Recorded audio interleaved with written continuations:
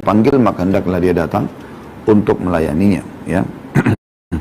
Kemudian kata beliau, buku ini juga akan berisikan atau catatan ringkas penulis ini juga memuat hukum wajibnya berhijab bagi wanita muslimah di hadapan kaum lelaki yang bukan mahram demi menjaga dan memelihara mereka dari serigala berburu domba dari kalangan manusia. Selain yang terpenting di atas segalanya demi mentaati Allah dan Rasulnya. Ya. Karena Islam mengharamkan wanita untuk berdandan di hadapan kaum laki-laki yang bukan mahram, ya, berbaur dengan mereka, menampakkan perhiasan, ya, dan seterusnya. Dan kata Nabi SAW, ma taraktu ba'di fitnatan adarra 'ala rijali minan nisa. Tidak aku tinggalkan bencana yang lebih berbahaya bagi kaum laki-laki daripada wanita. Hadis ini diriwayatkan oleh Bukhari dan juga Muslim. Kata beliau, selain itu, perbuatan tersebut juga mengarah kepada perbuatan zina sebagai salah satu dosa terbesar dan salah satu faktor yang merusak kehormatan, menyebarnya berbagai penyakit, simpang siurnya nasab dan selainnya. Ya, kata beliau, semoga Allah SWT melindungi kaum muslimin dari semua itu. Ini kurang lebih mukaddimah atau pembukaan dari apa yang diangkat oleh penulis, ya.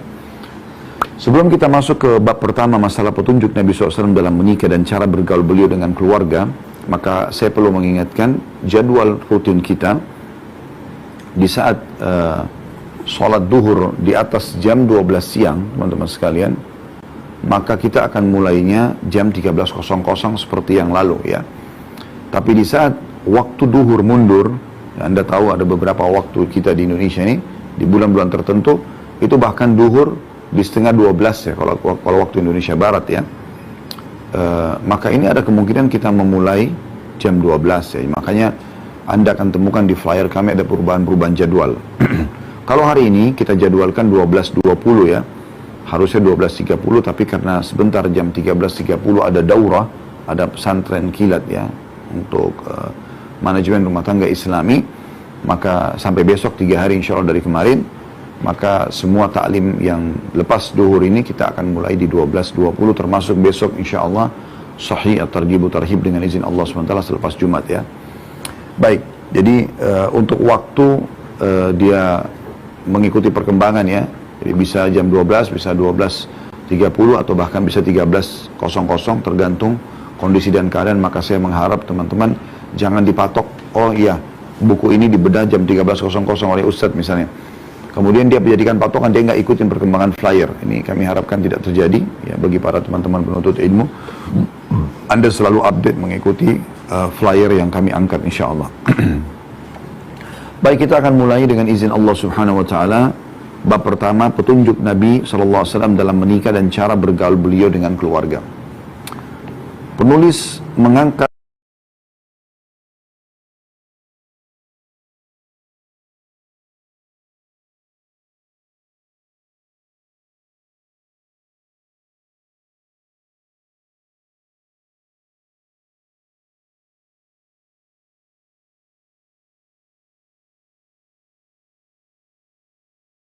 sebuah riwayat yang sahih dari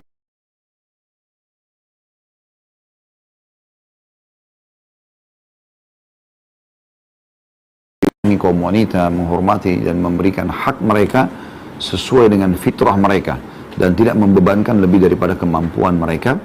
Oleh karena itu Islam lebih banyak mengatur wanita agar sesuai dengan fitrahnya di rumah, mengurus anak ya, yang ringan-ringan pekerjaan dan tidak perlu dia terlibat sampai kepada hal-hal yang besar seperti jihad misalnya.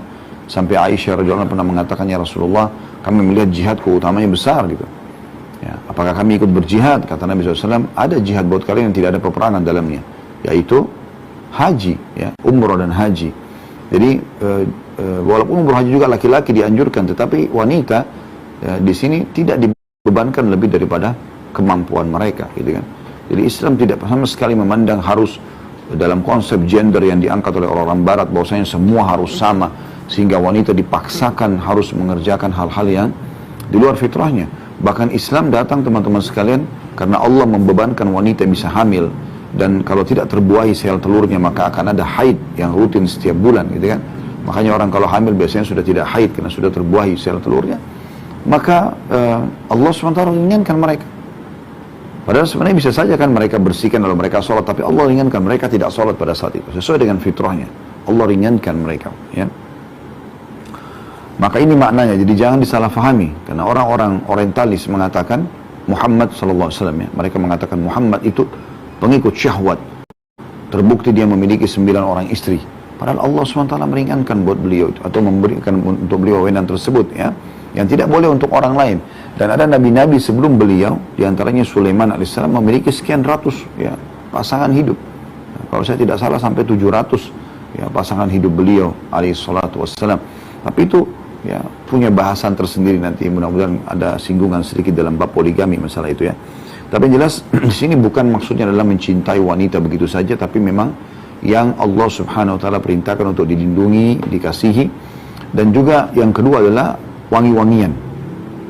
Bagaimana Nabi SAW sangat cinta dan suka dengan wangi-wangian. Ini harus menjadi ciri seorang muslim dan muslimah.